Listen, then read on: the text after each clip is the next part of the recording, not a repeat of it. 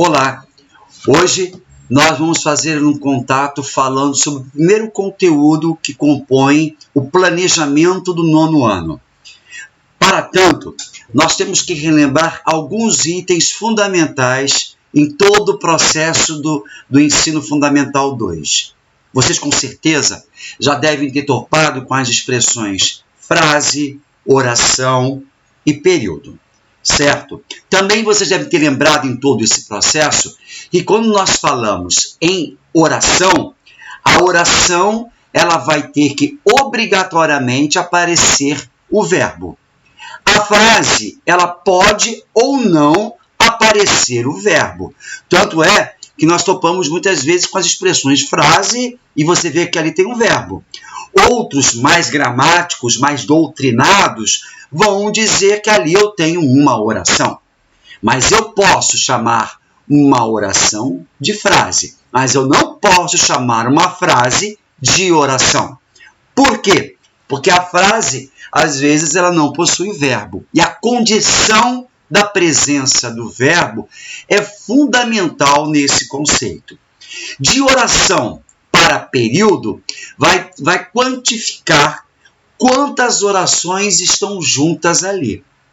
Basicamente, você percebe pela presença dos verbos. Se tiver duas locuções verbais, vou ter também duas orações. Se eu não tiver apenas um verbo ou uma locução verbal, eu vou ter uma oração e vou caracterizar aquilo como um período simples. Tendo mais de uma oração, eu vou caracterizar como um período composto. Correto? Hoje, nós vamos falar de algo dentro da oração. Para chegar ao status de hoje, a gente precisa lembrar, primeiramente, que a oração tem um termo essencial. Esse termo pode ser o sujeito, junto com outro termo, que é o predicado. São termos essenciais dentro da oração. Mas, professor, às vezes eu tenho uma oração sem sujeito, mas pelo simples fato de você identificar que não tem sujeito, equivaleria a dizer que o sujeito ele é fundamental. Mas o predicado ele é essencial, e aquele que tem a presença do verbo. Esses termos essenciais se agrupam aos chamados termos integrantes. Quando eu identifico, principalmente no caso do predicado, a presença de alguns complementos verbais, como o objeto direto, como o objeto indireto, certo? Então a gente percebeu, até chegar ao status de hoje, que já sabemos a tipologia dos sujeitos, já sabemos a tipologia dos predicados, sabemos identificar o objeto direto e o objeto indireto. Hoje, para finalizar o estudo da oração e ponto de partida dos nossos encontros de gramática dentro da língua portuguesa, nós vamos falar sobre os termos acessórios. Quer dizer o quê? Um termo acessório, ele apresenta uma informação extra, um detalhe a mais com relação àquilo. Então, a gente vai verificar nesse material que eu vou colocar para vocês, o quê? Que eu tenho aqui a presença, né? Que são o adjunto adnominal, o adjunto adverbial, o aposto e o vocativo. Vamos lá, vamos pensar o que significa esses termos. A gente lembra que nós estamos aqui sinalizando que são termos que vão servir para eu explorar um novo sentido dentro da oração. Por exemplo, eu poderia dizer simplesmente, o aluno fez a prova. Beleza?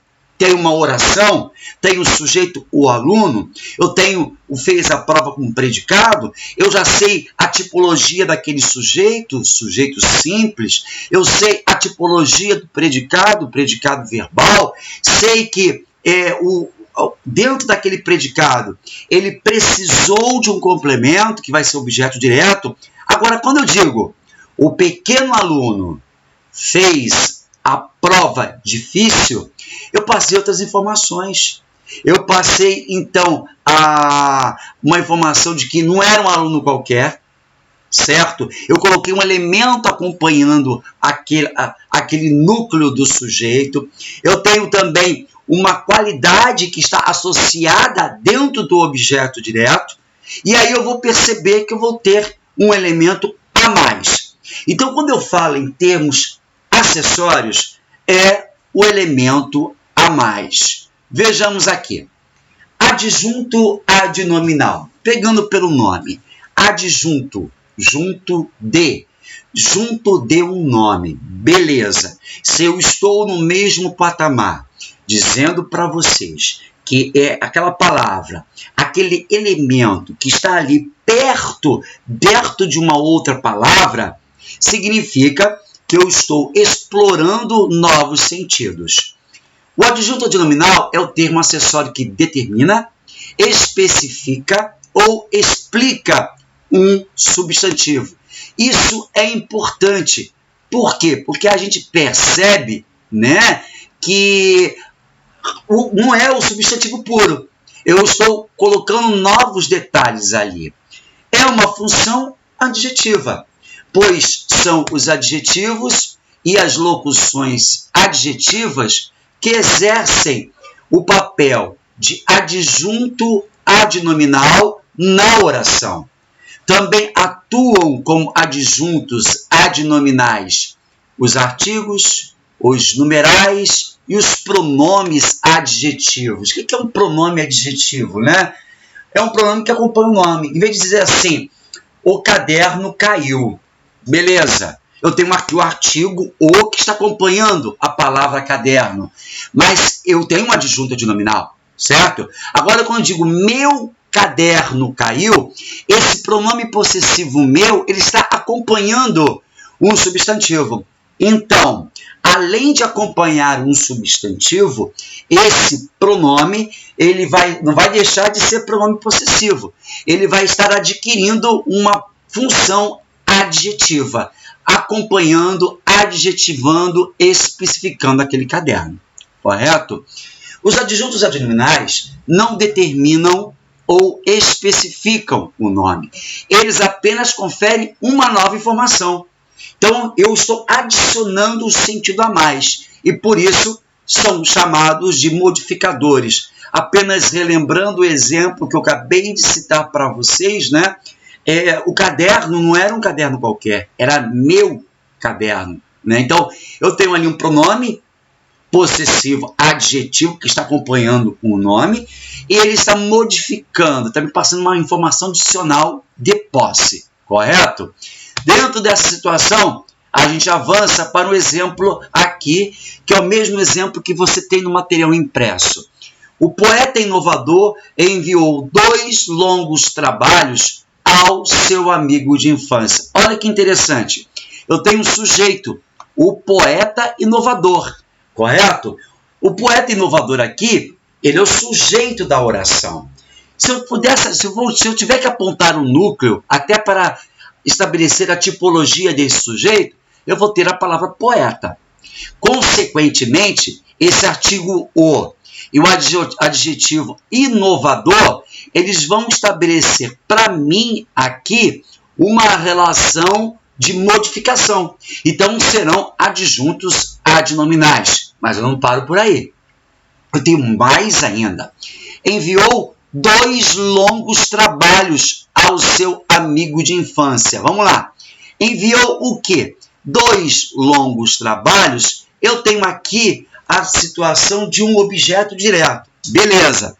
Quando eu parar para pensar e perguntar assim, qual é o núcleo, qual é a palavra mais importante do objeto direto? Eu vou ter a palavra trabalhos. Então, 2 longos trabalhos, núcleo trabalhos, e o numeral 2 e o adjetivo longos estão atuando como modificadores desse substantivo. Significa dizer que 2 longos fazem o papel de adjunto adnominal. Mas eu não paro por aí.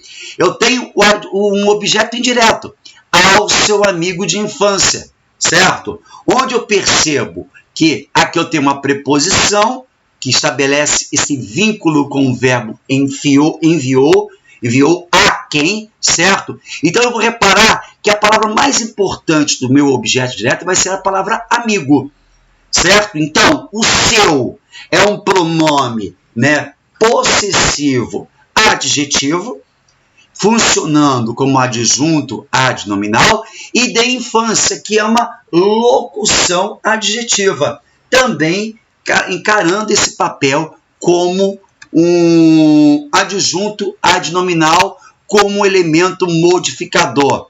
Detalhe fundamental nessa situação, gente. A gente tem sempre que olhar para o núcleo. Núcleo do sujeito, o núcleo do objeto direto, o núcleo para o objeto indireto. Isso é fundamental quando nós estamos falando sobre termos acessórios da oração. Por quê? Porque através do núcleo, tudo que está ao redor, eu vou conseguir identificar se é um pronome, se é um artigo, ou se é um adjetivo, ou se é um numeral, como nós vimos aí. Eu tenho um outro exemplo para vocês, né? O passeio era demorado e filosófico. Beleza, tem o sujeito, o passeio, né? Eu tenho aqui a situação de que o passeio, o núcleo é passeio, consequentemente, o O, ele está funcionando como adjunto adnominal, correto? Mas, professor, eu tenho somente isso dentro da minha oração de adjunto adnominal? Sim, porque o demorado e filosófico, eles estão sendo ligados nesse predicado por um verbo de ligação, certo? E sendo um verbo de ligação, eles vão caracterizar o sujeito.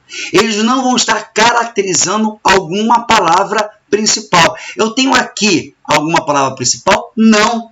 É por isso que quando eu estou lidando, né, com a situação de adjunto, eu encaro a presença sempre do sujeito, em primeiro caso, e em outras relações funcionando dentro dos objetos direto e indireto. Beleza? É por isso que tem essa observação de não fazer confusão com o predicativo. Porque o predicativo, ele tem uma ligação direta com o sujeito, ou até quando a gente está funcionando com uma qualidade do próprio objeto, quando nós estamos falando de predicativo do objeto. Quer dizer o que isso, né? Eu tenho a oração, o aluno considerou o trabalho difícil, correto? O aluno é o sujeito. Considerou o trabalho difícil é o predicado. Beleza? Então eu consigo estabelecer a tipologia do sujeito. O aluno, sujeito simples, fechado. Vou olhar para o meu predicado. Considerou o trabalho difícil. Considerou o quê? O trabalho. Eu posso substituir o trabalho por um pronome? Posso. Considerou o. Certo? Professor, por que o difícil não pode ser ali entrar dentro dessa substituição de um pronome pessoal oblíquo? Porque se eu falar o aluno considerou o, vai faltar uma informação. Considerou o quê? Que consideração é essa? Agora, quando eu digo o aluno considerou o difícil é o trabalho. Então, aqui eu tenho uma qualidade ligada no caso, a um objeto. É predicativo do objeto. É por isso que na apostila de vocês vem esse pulo do gato. Se você conseguir substituir o objeto por um pronome pessoal oblíquo e perceber que aquele adjetivo que está ali, ele é essencial, significa que ele está funcionando como um predicativo. Não é um adjetivo modificador de um nome. Foi o diferente, como é que se diz, que eu dei para vocês no início da aula. O aluno fez a prova difícil, certo? Fez uma prova difícil. A prova é difícil. Então, aqui eu vou ter o difícil como adjunto adnominal, certo? Continuando, então, eu tenho então aqui uns exemplos. Busquei o livro velho, posso substituir por busqueio, né? Considero sua decisão triste. Olha o exemplo aqui. Considero-a triste. Porque senão fica incluído, né? Fica incluído, fica faltando uma informação dentro do contexto. É comum as pessoas fazerem confusão ao tentar classificar essas estruturas sintáticas. Uma dica é sempre notar que o adjunto adnominal só trabalha para o substantivo. Pode ser concreto ou abstrato, enquanto que o complemento nominal pode trabalhar para o substantivo abstrato, adjetivo e advérbio. Nós vamos falar daqui a pouco, certo? Quando uma estrutura que se está em dúvida quanto à sua classificação estiver trabalhando para um adjetivo ou advérbio, será um complemento nominal, que é um assunto daqui a pouco. Eu só queria que a gente entendesse, então, esse detalhe de que o adjunto adnominal, ele modifica o nome. Ele faz uma modificação. É diferente de um complemento nominal. O aluno tem necessidade de atenção. O aluno tem necessidade. Necessidade de quê?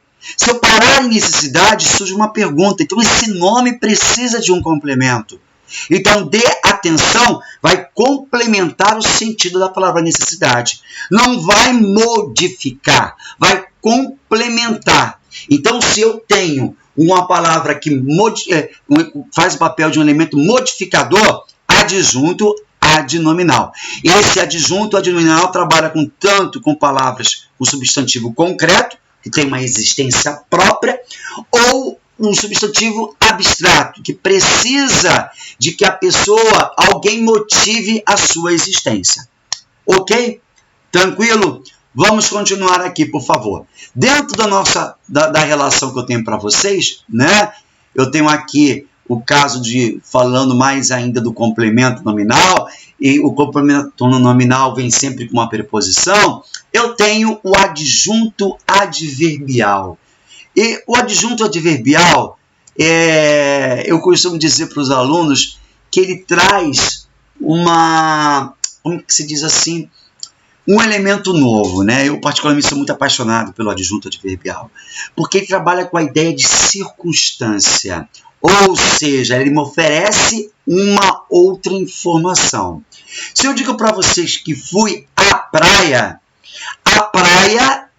eu fui, mas fui para determinado lugar, então eu já utilizei um adjunto adverbial, né? Então aqui a definição que eu tenho é de que é o termo que expressa circunstâncias de modo, de tempo, lugar, dúvida, intensidade, meio, finalidade, concessão, causa, companhia, etc. Ele corresponde ao advérbio. Lembrando que o advérbio, né, quando nós falamos em função sintática, morfologia, ele é uma classe invariável. Quer dizer o quê? É uma classe que não tem plural. Ela se apresenta naquela mesma situação. É o velho caso de mal com L e mal com U. Mal com L, ele funciona como advérbio, porque é o contrário do advérbio bem. E mal com U, ele vai funcionar com adjetivo, certo? Que aí vai estar funcionando o contrário de bom. É uma dica que eu sempre dou. Mas, professor, tem os males espanta, correto? Males ali está funcionando como substantivo, não vai estar funcionando como advérbio. Então, ele vai trabalhar sempre com um desses tipos de advérbio, seja de concessão, causa, companhia. E, exemplo, choveu ontem. Ontem me deu a noção de tempo. O termo grifado sob uma análise sintática é um adjunto adverbial. Por que eu falo em adjunto, né? Às vezes o aluno ele se questiona quando nós falamos assim: professor, por que eu não percebo que ali pede para mim para fazer uma análise sintática? Eu às vezes confundo e coloco o nome da classe gramatical no lugar da função sintática. São termos diferentes. Quando eu falo em classe gramatical, eu estou isolando aquela palavra ali. certo? Olha, choveu ontem. Vamos analisar a classe gramatical. Choveu verbo, ontem advérbio. Beleza? Sim. Mas o professor quer uma análise sintática. Choveu ontem. Choveu é um verbo intransitivo, aquele verbo que não precisa de complemento. Então, eu estou analisando sintaticamente. E o ontem? Eu não sei que é um advérbio. O advérbio, dentro de uma oração, vai funcionar como adjunto adverbial. Então, eu identifiquei um advérbio dentro da oração e a pergunta é, analise sintaticamente. É um advérbio? Adjunto adverbial. Simples assim. Ok? Quando nós falamos na classificação dos adjuntos adverbiais, eu posso ter, né, várias ideias. Por quê? Porque a gente é uma infinidade de sentidos.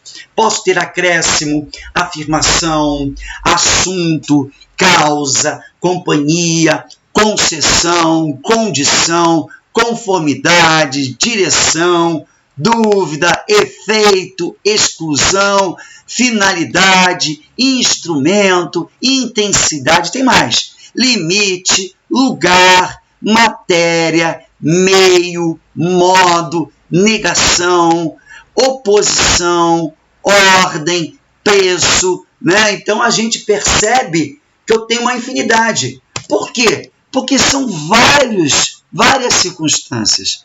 Vai atender aquilo que eu quero expressar naquele sentido da oração. Correto? Para finalizar o nosso estudo, nós temos mais dois elementos aqui. O aposto e o vocativo. E depois eu quero retornar falando sobre complemento nominal para poder fechar com vocês. Quando eu falo em aposto, eu falo novamente de uma informação extra que vai se pautar em algum elemento dentro da oração. Acompanhe comigo.